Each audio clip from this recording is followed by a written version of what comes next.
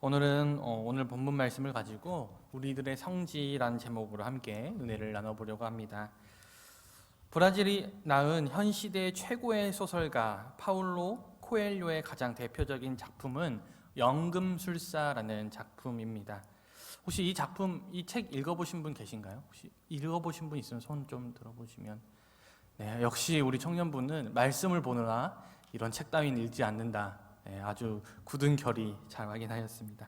굉장히 베스트셀러고 많은 사람들이 사랑하는 책입니다. 이 연금술사라는 책 저도 많이 읽었는데, 이 책은 꿈에서 보물을 본 보물을 찾아 이집트로 여행을 떠나는 한 양치기의 이야기를 통하여서 이 양치기가 이 여행을 통해서 자아를 찾아가는 모습을 보는 작품입니다.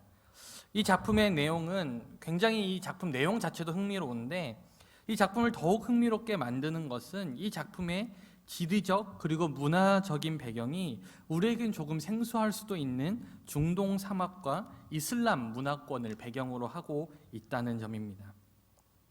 당연히 장소적, 문화적 배경에 따라서 이 책에는 이슬람에 관한 이야기가 자주 등장하고, 특별히 이슬람의 5대 의무에 관한 이야기가 자주 등장하는데, 이슬람의 5대 의무란 살랏이라고 부르는 하루 3번의 기도 시간, 샤하다라고 부르는 신앙 고백, 푸아사라고 부르는 소위 우리가 라마단으로 더 잘 알고 있는 단식 기간, 그리고 자카트라고 부르는 헌금, 그리고 하지라라고 부르는 성지 순례, 이 5가지가 이슬람의 5대 의무라고 합니다. 특히 이 연금술사라는 책은 보물을 향해서 여행을 떠나는 이야기를 담고 있다 보니 이 책에서는 이슬람 교도들의 성지 순례에 관한 이야기가 자주 등장합니다.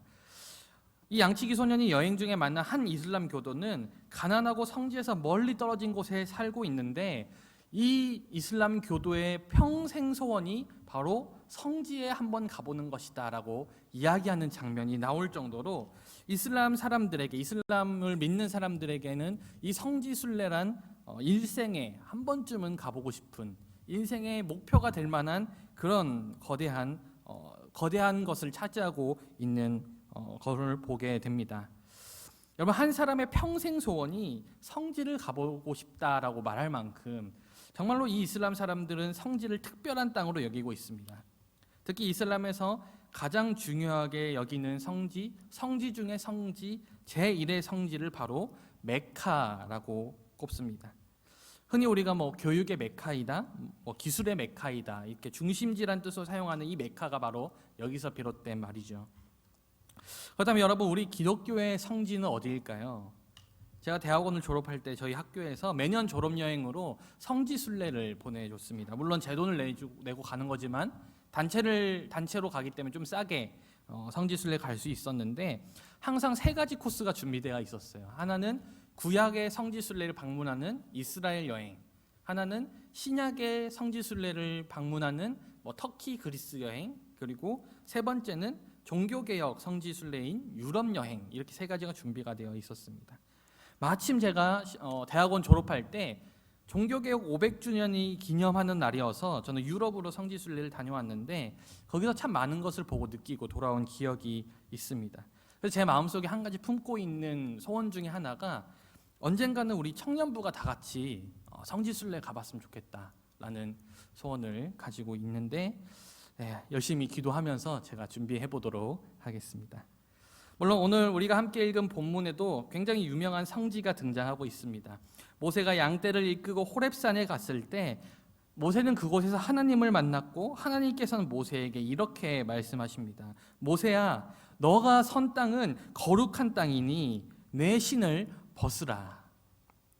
모세가 선 그 땅이 거룩한 땅, 다시 말해서 성지라는 것이죠.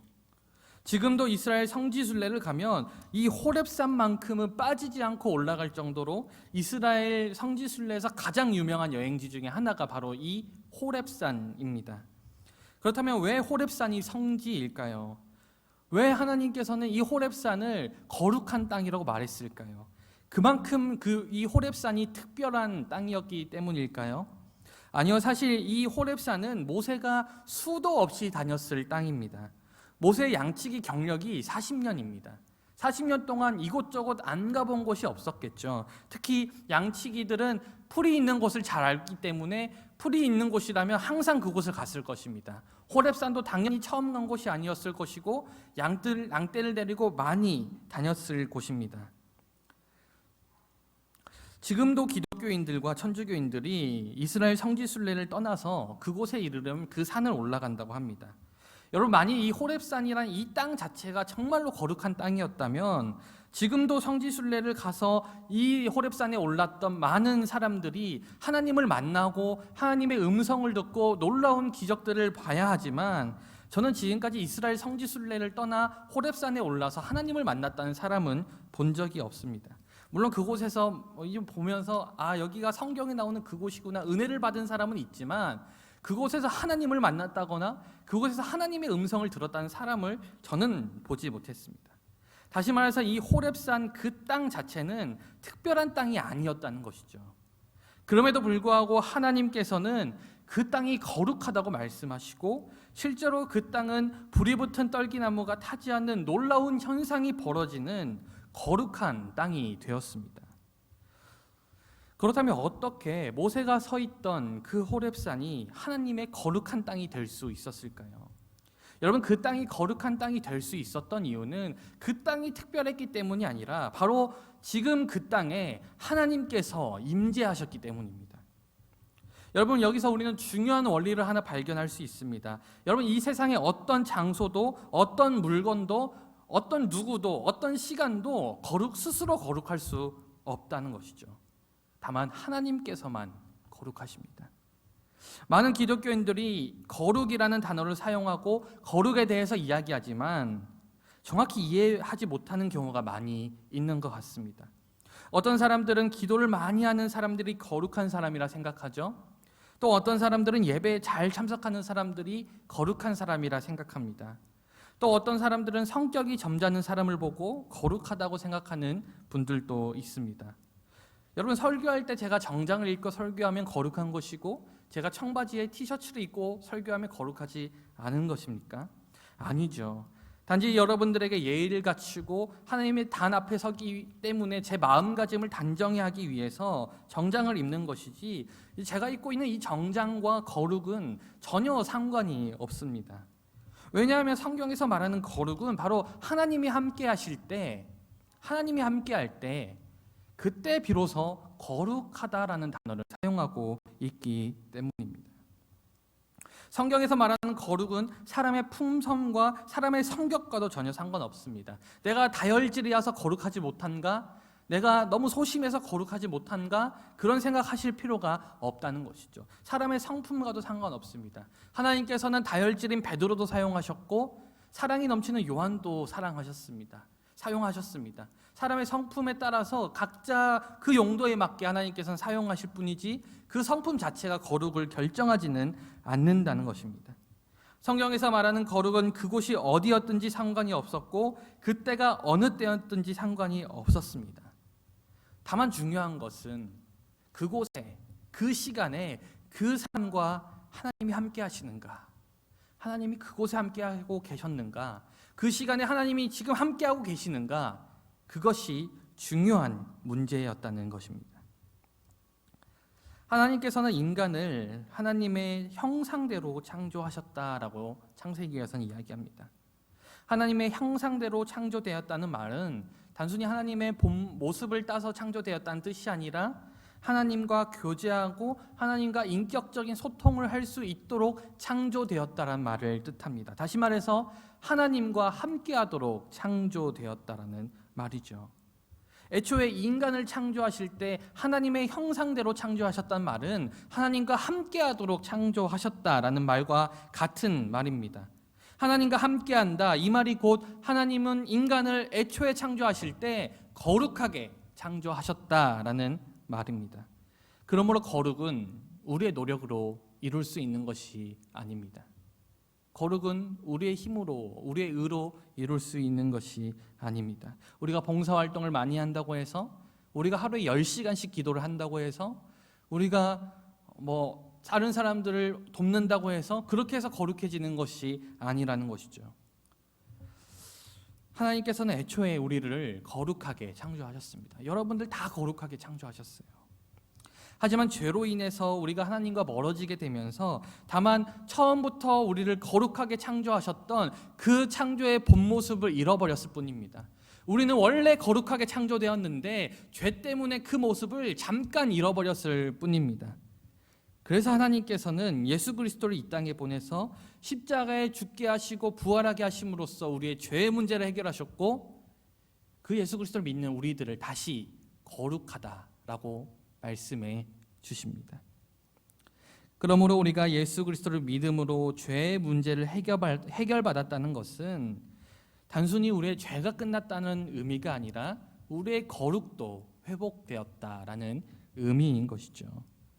그래서 예수님께서는 제자들을 거룩하게 구별하시기 위해 부활하신 후 제자들에게 내가 세상 끝날까지 함께하겠다라고 말씀하셨습니다.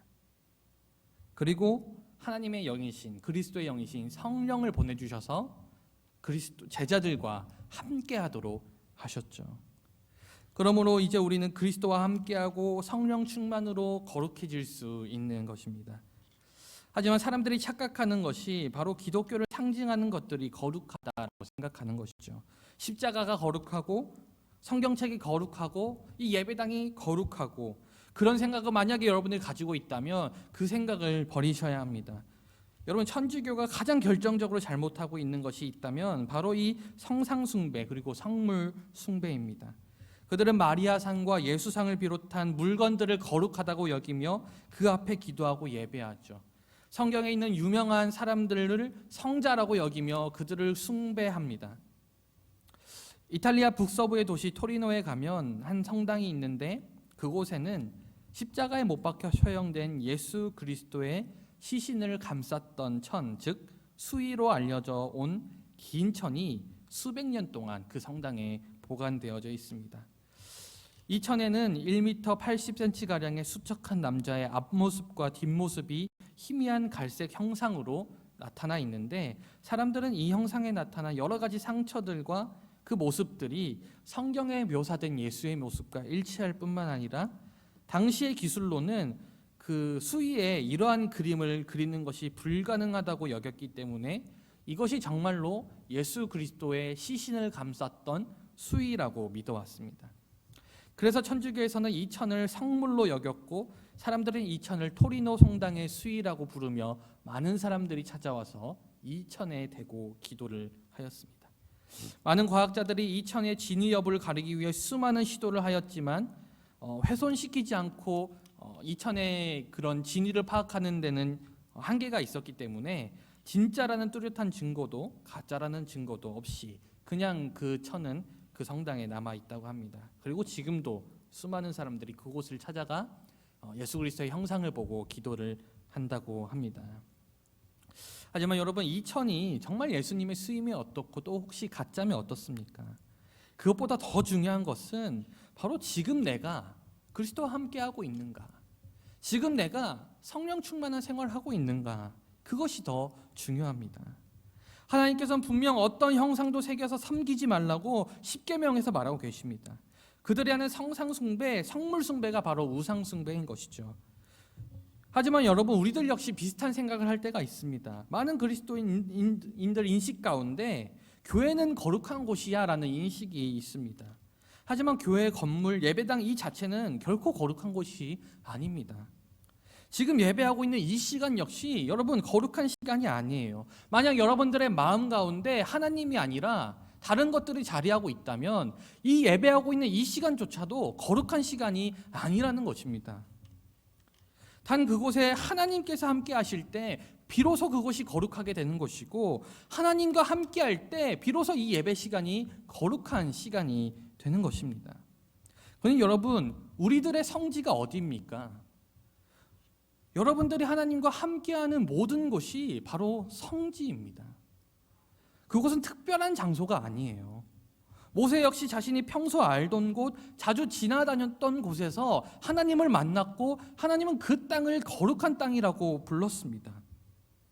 성경에서 야곱은 하란에서 돌베개를 베고 잠을 자다가 꿈에서 하나님을 만났고 하나님을 만난 후에 그는 이렇게 고백합니다. 여호와께서 여기 계시거늘 내가 알지 못하였도다. 여러분, 이게 무슨 말입니까? 하나님께서는 항상 함께하고 계셨고 하나님께서는 지금 이 자리도 함께하고 계셨는데 내가 알지 못했다는 것이죠. 내가 알지 못했다. 여러분들의 삶의 모든 자리가 하나님께서 여러분들과 함께 하시고 지켜주시고 보호해 주시고 그러므로 그 자리가 정말로 거룩한 자리로 되기를 원하시는데 다만 우리들이 그 하나님을 주목하지 못하기 때문에 그 하나님에 대해서 알려고 하지 않았기 때문에 우리가 알지 못했던 것이지 하나님께서 우리들과 함께하지 않는 게 아니라는 것입니다. 여러분들의 직장의 자리, 학교의 자리, 모든 가정의 자리에서 하나님께서는 이미 여러분들과 함께하고 계십니다. 그러므로 여러분들의 그 삶의 모든 자리가 바로 거룩한 자리이고 바로 그 모든 자리가 성지라는 거예요. 여러분, 우리들의 모든 자리가 성지입니다. 우리는 이것을 알고 나아가야 돼요. 지금 예배하고 있는 이 예배당만 성지가 거룩한 자리가 아니라 여러분들이 평소 생활하는 모든 자리가 바로 성지라는 거예요. 성경은 그렇게 이야기하고 있습니다. 그러므로 우리는 우리와 함께하고 있는 하나님을 늘 깨닫고 우리가 선 모든 자리가 하나님의 형상이 드러나는 성지가 되도록 해야 합니다. 사랑하는 여러분, 우리가 그렇다면 어떻게 거룩 가운데 나아갈 수 있을까요? 하나님이 함께 하신다, 알겠어요. 그렇다면 어떻게 나아갈 수 있습니까? 오늘 말씀에 하나님께서 모세에게 이렇게 말씀하십니다. 내가 선 땅은 거룩한 땅이니 내 신을 벗으라. 여기서 신을 벗으라는 의미는 두 가지로 볼 수 있습니다. 먼저 신을 벗으라는 의미는 깨끗한 모습으로 나아오라는 의미입니다. 신발은 본래 땅의 위험한 것과 더러운 것으로부터 발을 보호하기 위해 신는 것이죠. 그렇게 신발을 벗으라는 것은 우리의 삶 가운데 더러운 것을 벗어버리고 깨끗한 모습으로 주님 앞에 나아오라는 뜻입니다. 이것은 굉장히 중요한 사실인데 우리들이 정말로 은혜받기 원하신다면, 여러분들이 정말로 예수 그리스도를 삶의 주인으로 모시기 원하신다면, 여러분들의 삶의 모든 자리가 거룩한 성지가 되기 원하신다면 우리들은 먼저 죄의 문제를 해결하고 주님 앞에 나와야 된다는 거예요. 거룩이라는 이 단어에는 어떠한 죄의 오염도 있어서는 안 됩니다. 100% 깨끗한 것, 그것이 바로 거룩입니다. 여러분, 깨끗한 물 한 컵이 있는데 거기에 누군가가 침을 뱉는다면 그 물은 더 이상 깨끗한 물이 아닙니다. 마찬가지로 우리의 삶에 아주 조그마한 죄가 있다면 그것은 더 이상 거룩이 아닌 것이죠. 하지만 문제는 우리가 스스로 깨끗해질 수 없다는 것이죠. 이미 우리는 원죄로 오염된 존재이고 여전히 우리에게 남아있는 죄성 때문에 우리는 더 이상 깨끗해질 수가 없는 존재입니다. 거룩은요, 내 힘으로 이룰 수 있는 것이 애초에 아니라는 것이죠. 세상의 다른 종교나 율법주의는 이렇게 이야기합니다. 너가 노력하면, 너가 착하게 살면 거룩해질 수 있어. 너가 노력하면 신에게 닿을 수 있어. 너가 선행을 많이 하면 너의 죄가 용서받을 수 있어. 그런데요, 기독교는 그렇게 얘기하지 않습니다. 성경은 그렇게 얘기하지 않아요. 아무리 우리가 선행을 많이 한다 해도 우리는 결코 깨끗해질 수 없다라고 이야기합니다. 오직 예수 그리스도, 그분을 통해서야만 우리는 깨끗해질 수 있다라고 이야기합니다. 그렇기 때문에 성경에서 예수님께서는 이렇게 하죠. 수고하고 무거운 짐진 자들아, 다 내게로 오라. 내가 너를 쉬게 하리라.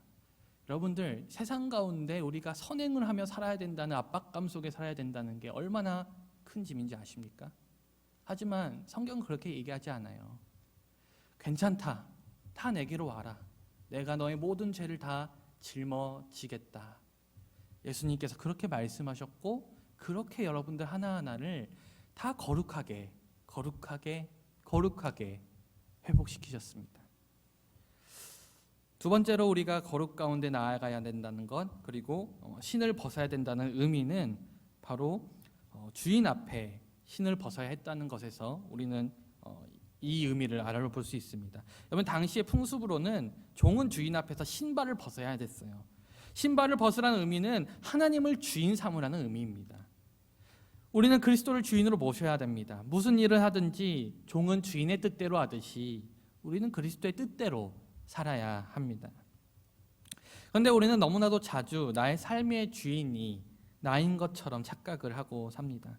그렇기 때문에 우리는 나의 힘, 나의 지식, 나의 노력으로 하나님 없이 충분히 무언가를 이뤄낼 수 있을 것 같다는 생각을 합니다. 하지만 오늘 보았듯이 하나님이 계시지 않는 곳은 없습니다. 다만 우리가 그분을 의지하지 않고 그분을 의식하지 않았고 그분을 알려고 노력하지 않았기 때문에 우리가 느끼지 못할 뿐이죠. 우리가 서 있는 너무나도 평범해 보이는 그곳이 하나님의 거룩한 성지가 되기 위해서는 먼저 나의 힘과 나의 지식과 나의 모든 능력들을 내려놓고 지금 나와 함께하고 계시는 하나님을 바라보기 위해서, 하나님을 느끼기 위해서 우리는 노력해야 합니다. 그것이 바로 예수 그리스도를 삶의 주인으로 모신다라는 것이죠. 사랑하는 여러분, 말씀을 정리하겠습니다. 저는 여러분들의 삶의 자리가 이런 거룩한 자리가 되었으면 좋겠습니다. 여러분, 그러기 위해서는 오늘 말씀을 꼭 기억하시기 바랍니다. 먼저 그리스도를 통해 여러분들의 죄의 문제를 해결받기를 바랍니다. 그리고 그리스도를 삶의 주인으로 모시는 것이죠. 하나님은 지금도 여러분들과 함께하고 계시고 언제나 그리고 세상 끝날까지 함께 하시겠다라고 약속하셨습니다. 다만 여러분들은 여러분들이 신고 있는 신만 벗으면 됩니다. 그렇게 하신다면 마치 야곱이 하나님이 여기 계신 줄 내가 알지 못하였다라고 고백하였던 것처럼 우리도 지금도 나와 함께하고 계시는 하나님을 발견하게 될 줄 믿습니다. 사랑하는 여러분, 여러분들의 삶에 선 그 모든 자리가 정말로 거룩해지고 하나님이 함께 하시는 자리가 되어서 주변 이들에게까지도 그리스도의 향기를 전하는 우리 사랑하는 CLC 모든 청년부 되시기를 주님의 이름으로 간절히 축원드립니다. 아멘.